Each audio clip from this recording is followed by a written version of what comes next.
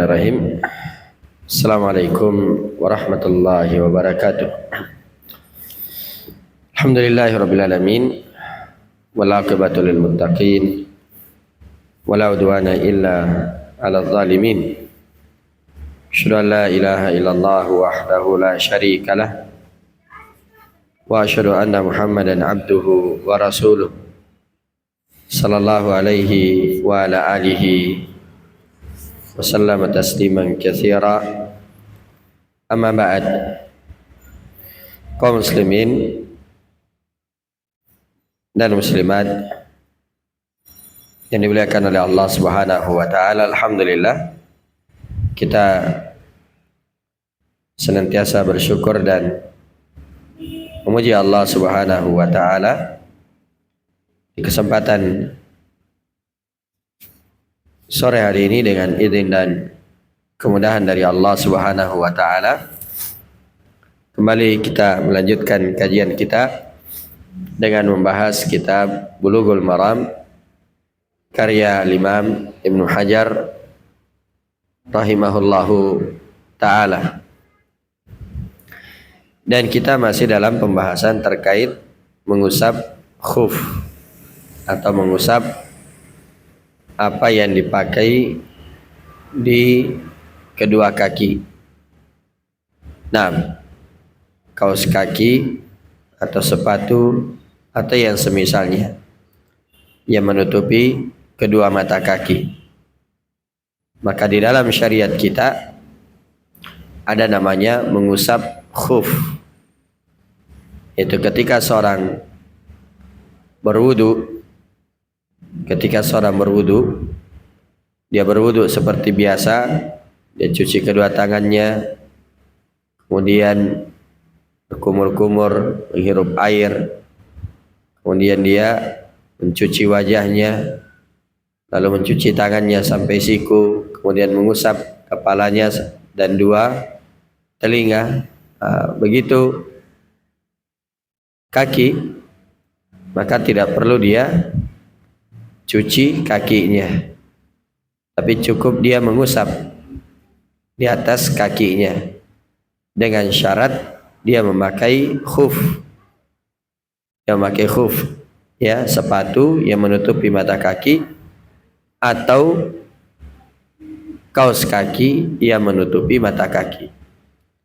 Dan juga kita sudah sebutkan syarat-syaratnya, bahwasanya ya khuf tersebut atau kaos kaki tersebut atau sepatu tersebut dipakai dalam keadaan bersuci. Ya, seorang bersuci terlebih dahulu, berwudu terlebih dahulu. Kemudian yang kedua syaratnya khuf tersebut menutupi mata kaki. Ya, menutupi mata kaki dan tebal, tidak transparan. Dan juga tidak bolong. Tidak ada sobekan. Dan mengusapnya itu hanya untuk hadas kecil. Hanya untuk hadas kecil. Adapun hadas besar seperti junub, maka wajib untuk melepaskan kemudian mandi. Nah, maka ini terkait dengan mengusap khuf. Pada di sini Imam Ibnu Hajar rahimahullah membawakan hadis untuk menjelaskan berapa lama seorang boleh mengusap khufnya. Berapa lama seorang boleh mengusap khufnya. Kata beliau, wa an Ali bin Abi Talib radhiyallahu anhu qala ja'ala an-nabiy sallallahu alaihi wasallam salasata ayyamin wa layaliyahunna lil musafir wa yawma wa laylatan lil muqim, yakni fil mashi 'alal khuffain. Akhrajahu Muslim. Dari Ali bin Abi Talib radhiyallahu anhu, beliau berkata, ini hari ya 56 nih.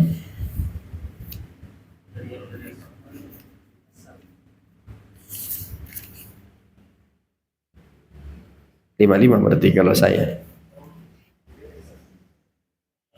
Oh iya. Situ 5. Berarti 55. Terus sebelumnya ya. Ini sama ya. Ya. Kita lihat hadis sebelumnya. Kata beliau wa an Safwan ibni Assal radhiyallahu anhu qala kana Nabi sallallahu alaihi wasallam ya'muruna idza kunna safran alla nanzi'a khifafana thalathata ayyamin wa layaliyahunna illa min janabah walakin min gha'itin wa baulin wa naumin. Akhrajahu an-Nasa'i wa Tirmidzi wa lafdhu lahu wa Ibnu Khuzaimah wa sahhahah. Dari Safwan bin Assal radhiyallahu anhu, beliau berkata, Nabi sallallahu alaihi wasallam memerintahkan kami apabila kami dalam keadaan safar. Ya, dalam keadaan safar. Safran dengan disukun huruf sinnya. Iya, itu jamak dari musafir. Baik, apabila kami safar untuk tidak melepaskan sepatu-sepatu kami selama 3 hari 3 malam kecuali junub.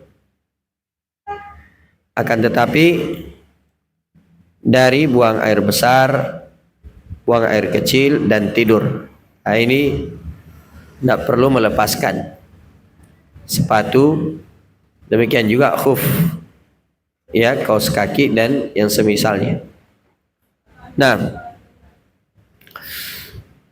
hadis ini dikeluarkan oleh Imam An-Nasa'i, At-Tirmidzi, dan lafadznya juga dikeluarkan oleh Ibnu Khuzaimah dan beliau mensahihkannya. Nah, kini jamaah yang dimuliakan oleh Allah Subhanahu wa taala, terkait dengan waktu seorang itu boleh tidak melepaskan sepatunya. Nah, jadi dikatakan di sini karena Nabi sallallahu alaihi wasallam ya'muruna.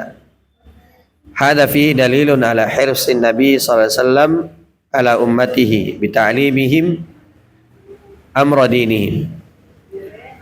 Nabi sallallahu alaihi wasallam memerintahkan kepada kami.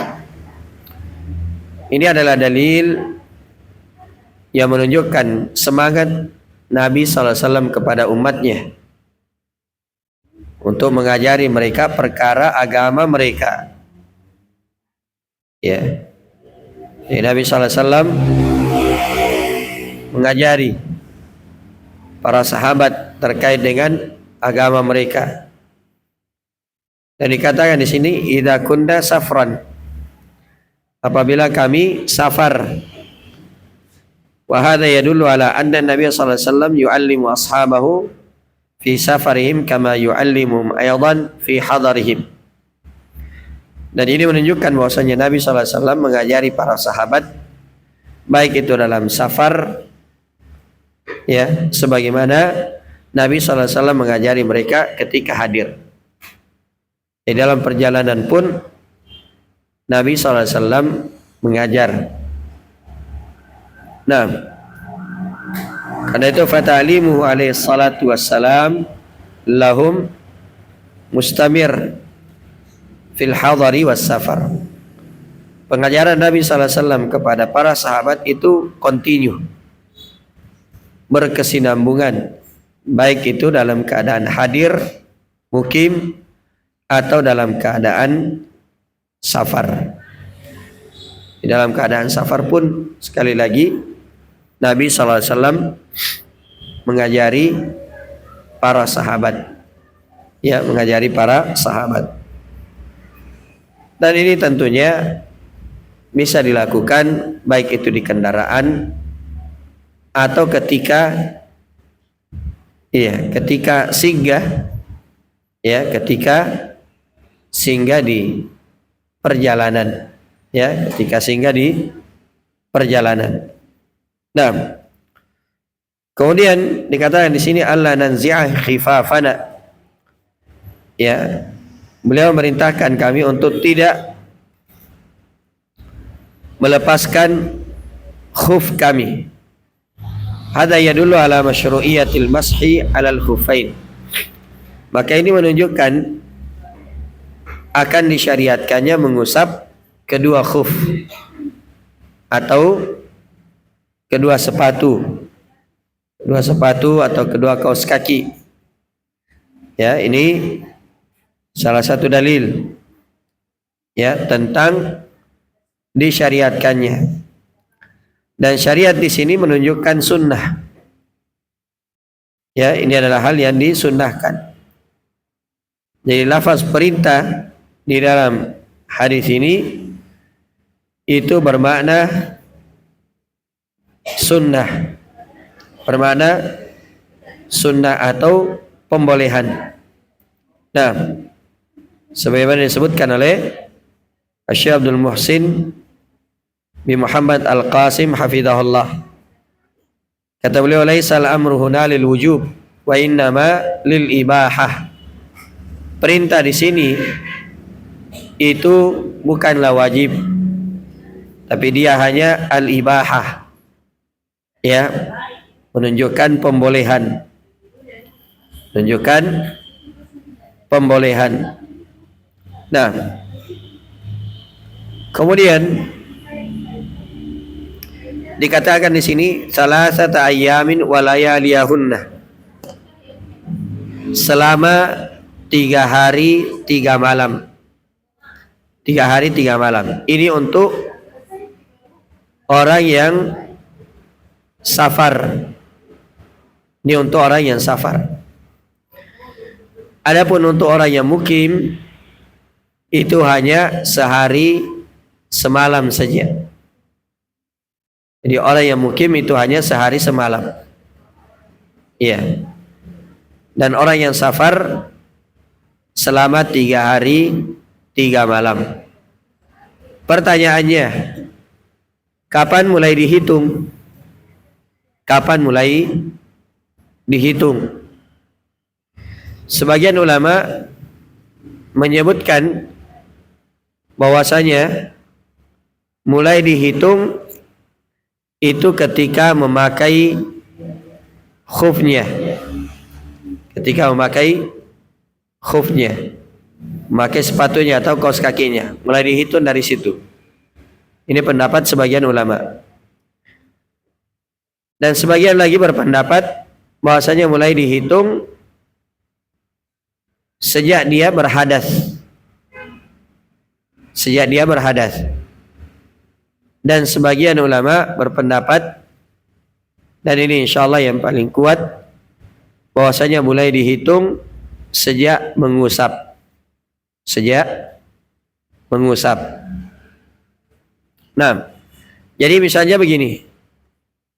Seorang di waktu pagi jam 7 dia berwudu. Kemudian dia pakai sepatu atau dia pakai kaos kakinya. Ya, dia pakai kaos kakinya. Setelah itu berangkat ke kantor. Ya. Berangkat ke kantor, ternyata berhadas di jam 10. Begitu masuk waktu zuhur jam 12 dia berwudu. Lalu dia mengusap kaos kakinya. Ya. Maka yang ada dihitung apakah saat dia memakai kaos kaki tersebut, atau saat dia berhadas, atau saat dia mengusap. Yang dihitung adalah saat dia mengusap. Saat dia mengusap. Berarti nanti dihitung dari situ. 1 hari 1 malam. Berarti ya batasannya zuhur esok harinya. Untuk musafir dihitung 3 hari 3 malam. Nah, kecuali kalau dia junub. Kalau dia junub, maka wajib untuk melepaskan ya khufnya atau kaos kakinya atau sepatunya, kemudian dia mandi. Nah, wallahu ta'ala a'lam. Karena itu jemaah yang dimuliakan oleh Allah, di dalam hadis ini terdapat faidah. Yang pertama, jawazul mashi 'alal khuffain fis safar kama kana fil hadar, balil hajatu ilaihi fis safari asyad. Bolehnya mengusap kedua khuf saat safar, sebagaimana boleh saat hadir, saat mukim. Bahkan ketika safar, ya kebutuhannya lebih besar.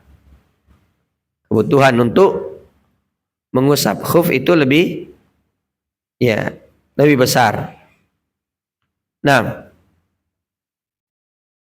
kemudian faedah yang kedua, anna muddatal mashi 'alal khuffain fi safari salasata ayyam bilayalihinna. Bahwasanya jangka waktu mengusap khuf saat safar itu adalah 3 hari 3 malam. Wa annahu ba'da salasati yajibu khal'uha. Karena itu setelah lewat dari 3 hari maka wajib untuk melepaskannya. Ya. Wa ghasala ma tahtahuma minal qadamain fil wudu. Lalu dia mencuci kedua kakinya. Ya, dia berwudu sempurna dan mencuci kedua kakinya. Nah, nanti setelah berwudu seperti itu dia cuci kedua kakinya. Kemudian kalau dia pakai kembali kaos kakinya, di situ dihitung lagi 3 hari 3 malam untuk orang yang safar dan 1 hari 1 malam untuk orang yang mukim. Nah, kemudian faedah yang ketiga, bahwasanya annal masha 'alal khuffain yakunu minal hadatsil asghar dunal hadatsil akbar. Bahwasanya mengusap pada kedua khuf itu hanya untuk hadas kecil saja, bukan untuk hadas besar. Ya, karena di sini Nabi sallallahu alaihi wasallam menyebutkan bahwasanya, ya, kata Safwan bin Asal, karena Nabi sallallahu alaihi wasallam ya'muruna idza kunna safran alla nanzi'a khifafana thalathata ayyamin wa layaliyahunna illa min janabah. Rasulullah sallallahu alaihi wasallam memerintahkan kami ketika kami sedang safar untuk tidak melepas khuf atau sepatu-sepatu kami, kaos kaki kami selama 3 hari 3 malam illa min janabah, kecuali dari junub. Ya, junub itu hadas besar. Junub itu adalah hadas besar. Maka ketika junub itu harus dilepaskan. Ya, harus dilepaskan. Adapun ya untuk hadas kecil seperti al-baul, ya, demikian juga al-baul, al-ghaid, ya, buang air kecil, buang air besar, itu hadas kecil, maka inilah yang ya boleh diusap. Nah, kemudian jemaah yang dimuliakan oleh Allah Subhanahu wa taala, faedah yang keempat dari hadis ini, bahwasanya naqdul wudu minal khariji minas sabilain. Ya. Bahwasanya di antara pembatal wudu adalah apa yang keluar dari 2 jalan. Wa ahammuhu al-baul wal ghaid. Dan yang paling ya membatalkannya apa yang keluar dari 2 jalan, itulah kencing dan buang air besar. Demikian juga di antara faedah hadis ini bahwasanya di antara pembatal wudu itu adalah tidur. Ya, tidur. Tapi maksudnya di sini, ini kalau saya tidak salah sudah berlalu, pembahasannya adalah tidur yang nyenyak. Adapun kalau tidur, ya, istilah kita tidur ayam, ya, hanya ngangguk-ngangguk saja, maka ini tidak membatalkan wudu. Sebagaimana pernah terjadi di masa Nabi SAW, para sahabat menunggu Nabi SAW salat Isya, dan mereka ini dalam keadaan sangat mengantuk sampai kepalanya disebutkan ya kayak jatuh karena saking ngantuknya, ya. Dan Nabi SAW tidak memerintahkan mereka untuk berwudu. Ini menunjukkan bahwasanya tidur yang sejenak itu tidak membatalkan wudu. Nah, kemudian faedah yang lain dari hadis ini bahwasanya la yajuzul mashu ala ma la yasturu mahallal fard. Tidak boleh mengusap apa yang tidak menutupi tempat yang harus ditutup, ya. Dan yang harus ditutup itu adalah mata kaki. Karena itu sendal sepatu, ya, itu tidak dikategorikan sebagai khuf. Tidak dikategorikan sebagai khuf. Nah, karena kategori khuf itu hanya yang menutupi mata kaki. Demikian juga faedah dari hadis ini, jawazul mashi alal jawrabain wa nahwihima. Bolehnya mengusap di atas kaos kaki dan yang semisalnya. Ya. Sekali lagi, selama kaos kakinya menutupi mata kaki atau kaos kakinya tebal. Nah, kaos kakinya tebal, tidak tipis. Nah, karena itu disebutkan oleh penulis kitab Al-Mughni bahwasanya tidak boleh mengusap khuf yang tipis, ya, yang kelihatan kulit.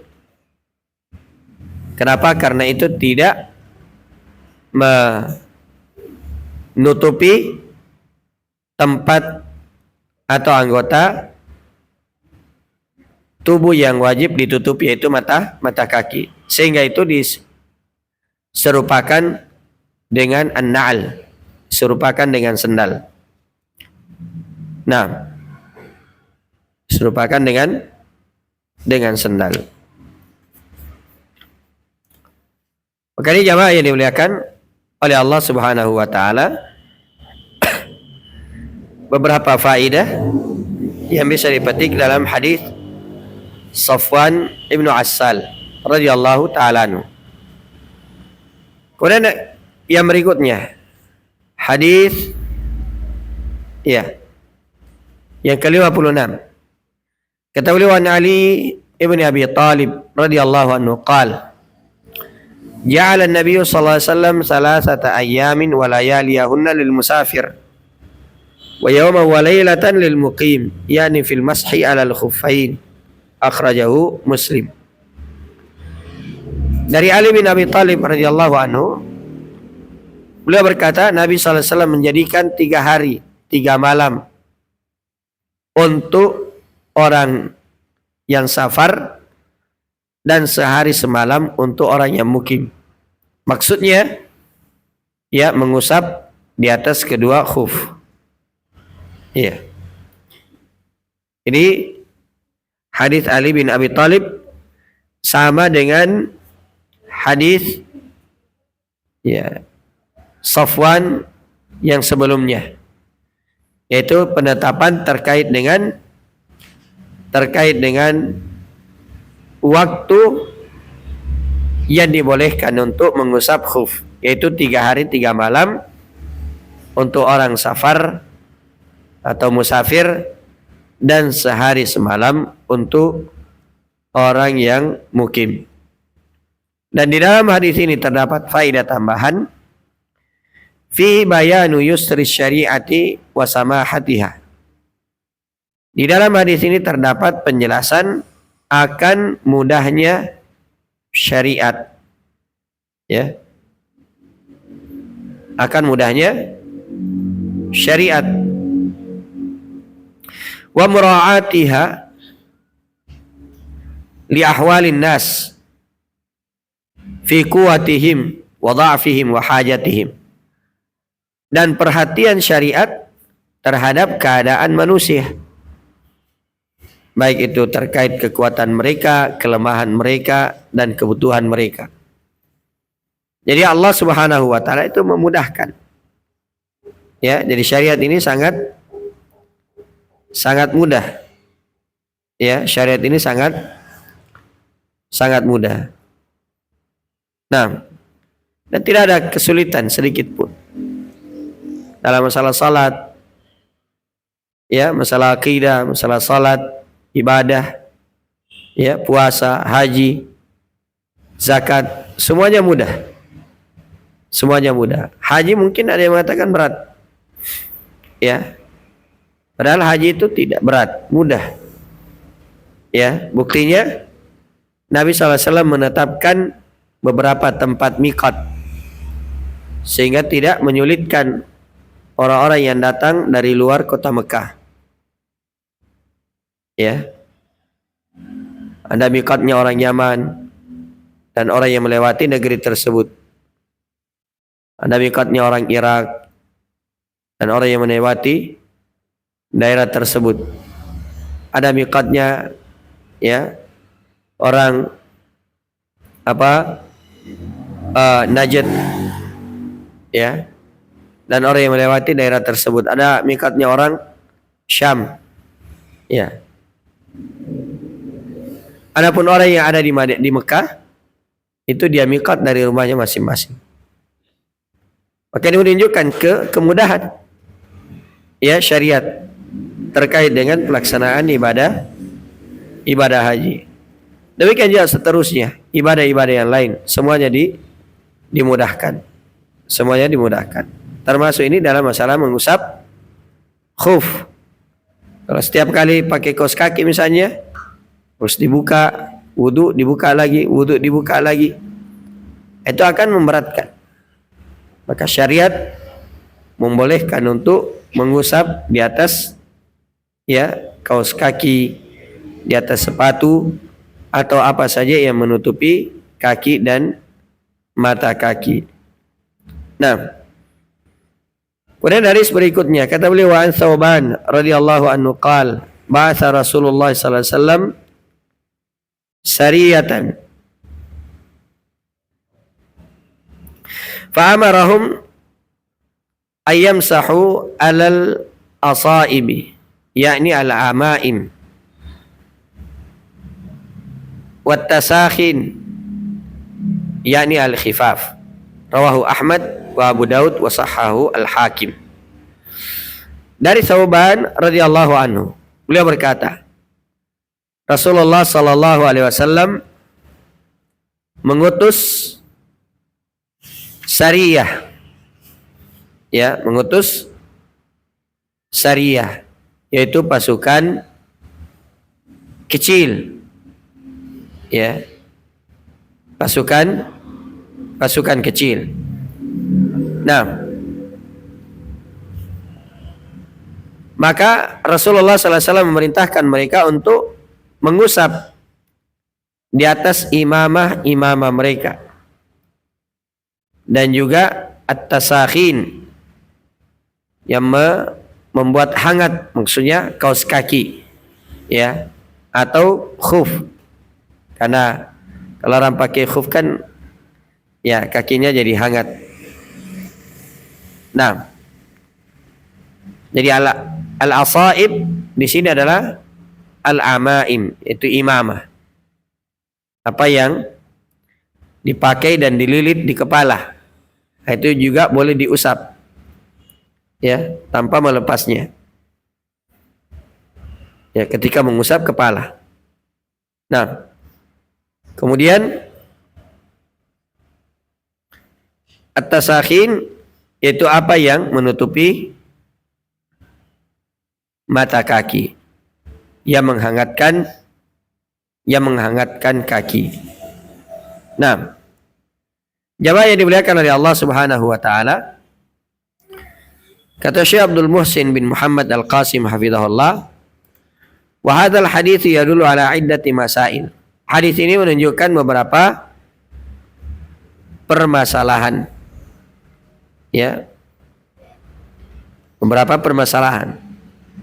Yang pertama yaitu sabda Nabi sallallahu alaihi wasallam atau ucapan Thauban, ba'atha Rasulullah sallallahu alaihi wasallam sariyah.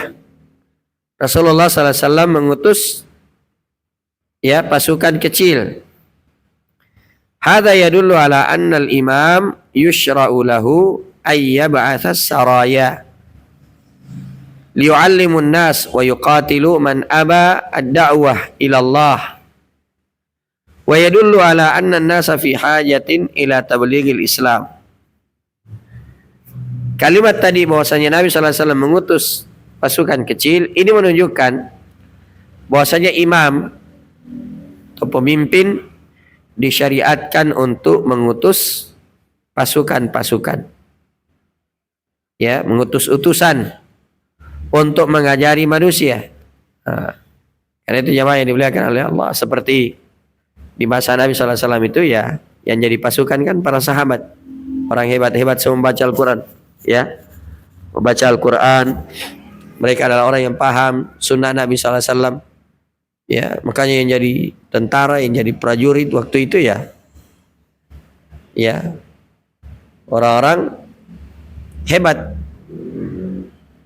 Ya, bukan cuma dari sisi bela dirinya, tapi agamanya, bela agama. Nah, jadi syariatkan untuk mengutus utusan untuk mengajari manusia dan memerangi mereka kalau enggan untuk menerima dakwah. Dan ini juga menunjukkan bahwasanya manusia itu fi hajatin ila tablighil Islam. Manusia itu butuh untuk didakwakan Islam kepadanya. Nah, butuh penyampaian terhadap Islam.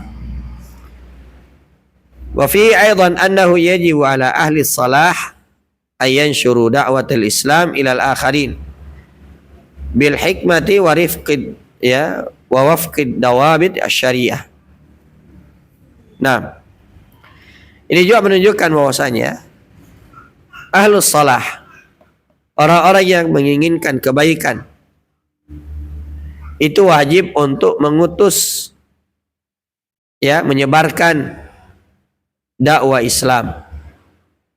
Wajib untuk menyebarkan dakwah Islam ilal akharin, kepada manusia yang lain, tentunya dengan hikmah dan mencocoki atau memperhatikan kaidah-kaidah syariat.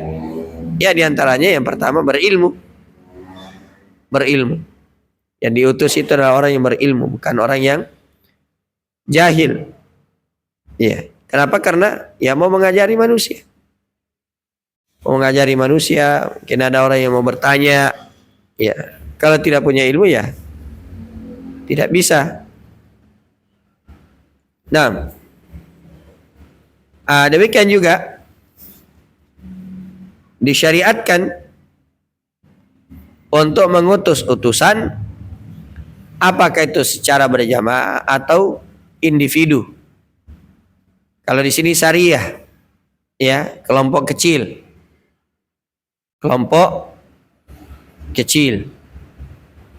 Dan biasanya ya, kalau syariah itu Nabi SAW tidak ikut. Nah, hanya mengutus utusan saja. Dan boleh juga mengutus walaupun satu orang. Walaupun satu orang. Seperti Nabi SAW mengutus Mu'adz bin Jabal ke Yaman sendiri. Demikian juga Ali bin Abi Thalib diutus ke Kufah. Ibnu Mas'ud diutus ke Irak. Ya, dan mereka ini sendiri. Bisa dibayangkan dulu itu dari Madinah ke Irak. Ya, naik onta. Ya, naik onta. Nah, atau dari Madinah ke Yaman. Ya, Madinah ke Yaman. Naik bis saja 2 hari 2 malam. Iya.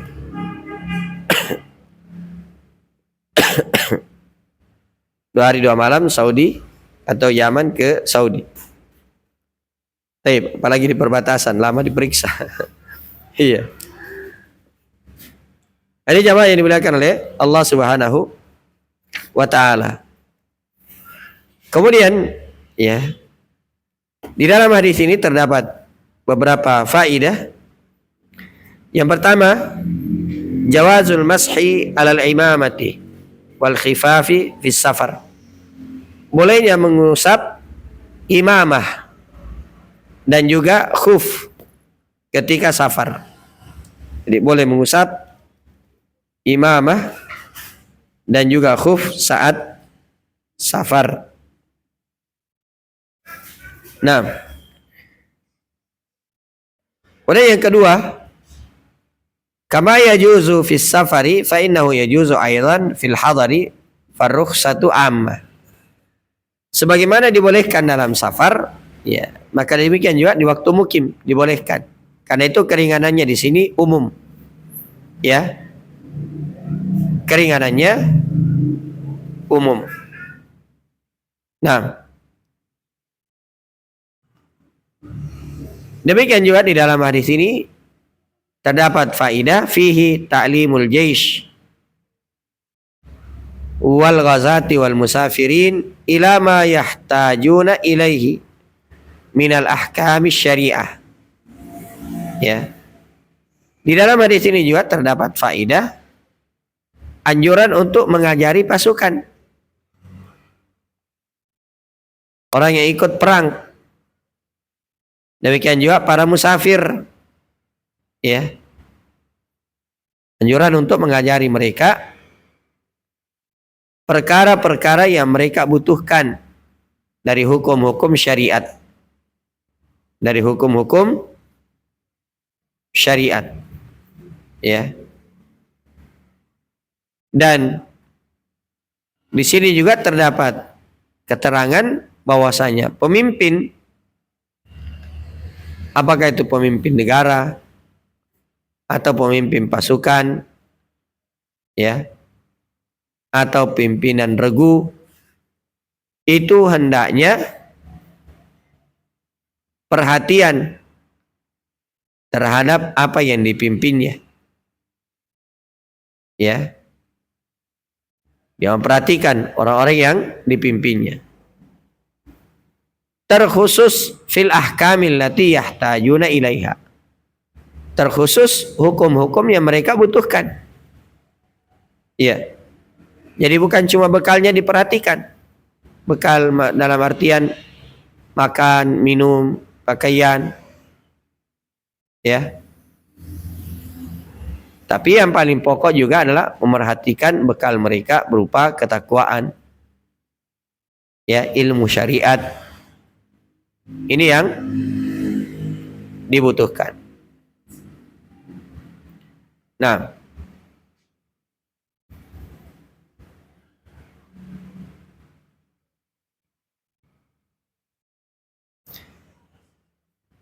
baik. Ini beberapa faedah dari hadis Tsauban radhiyallahu taala anhu. Kemudian kata beliau, hadis yang ke-58. Wa an Umar radhiyallahu anhu mauqufan wa an Anas radhiyallahu anhu marfu'an. Idza tawaddaa ahadukum falabisa khuffaihi falyamsah alaihi. Ya, falyamsah alaihima wal yusalli fihima wala yakhla'huma insya'a illa min janabah. Akhrajahu ad-Daraqutni wal Hakim wa sahhahu. Ya, ini sama ya. Hanya didatangkan sebagai penguat. Ya, sebagai penguat.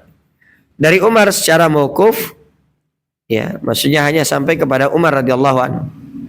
Dan dari Anas secara marfu, maksudnya sampai kepada Nabi sallallahu alaihi wasallam. Beliau berkata, apabila salah seorang di antara kalian berwudu dan dia memakai kedua khufnya, maka hendaknya dia mengusap di atas keduanya, lalu dia salat. Ya, lalu dia salat dan tidak perlu melepaskannya kalau dia mau illa min janabah, kecuali lagi junub. Ya, berarti ini ya dalil pendukung dari yang sebelumnya. Cuma di sini ada sedikit faedah tambahan.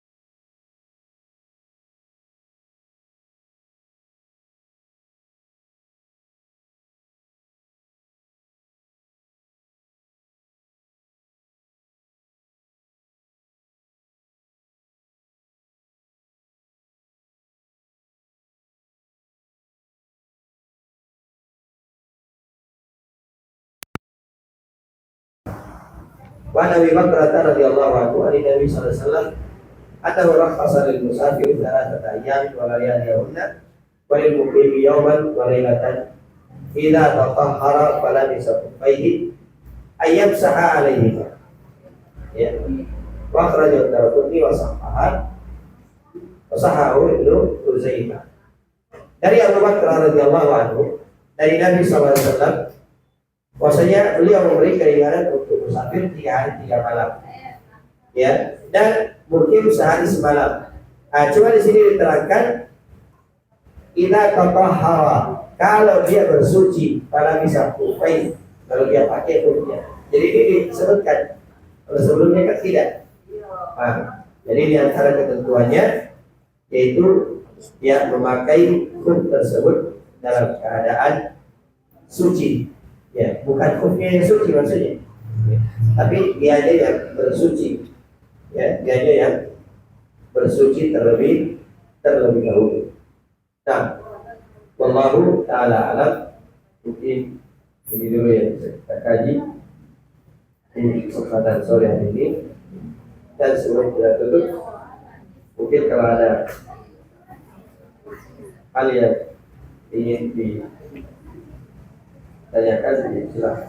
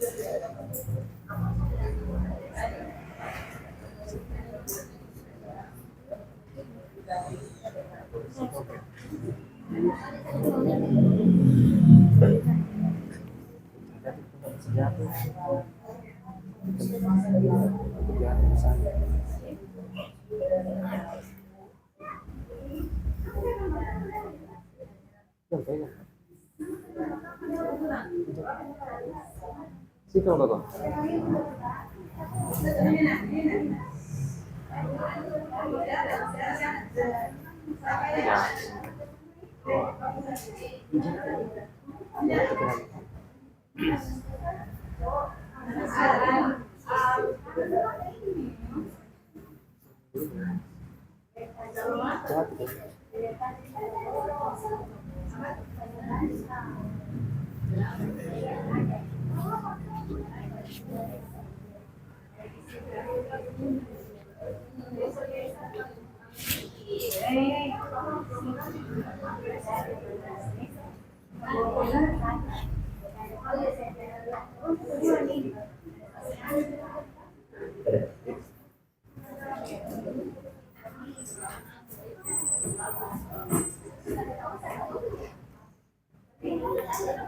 Jika berpergian ke luar daerah,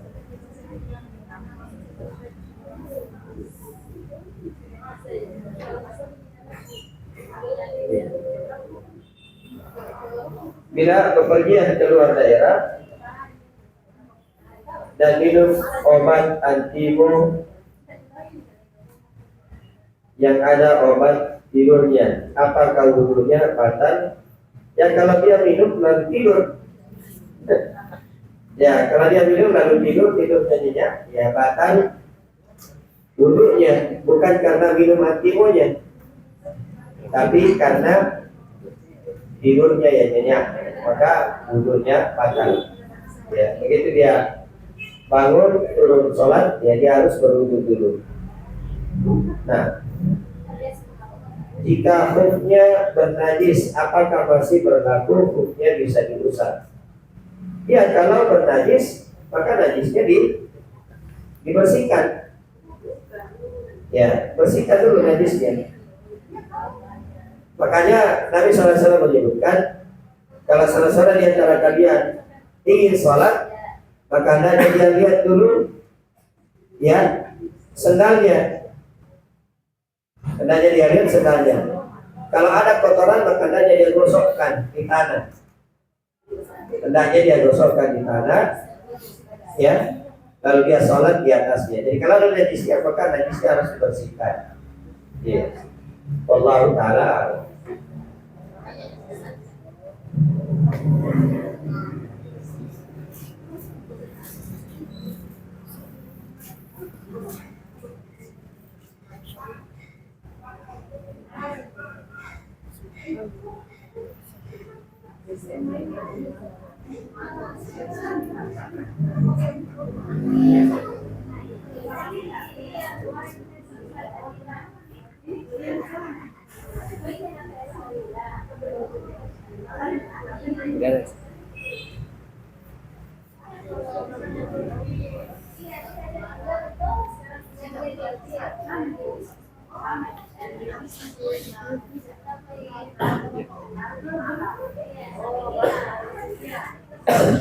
Kalau tidak ada lagi, sudah ada jawaban ya.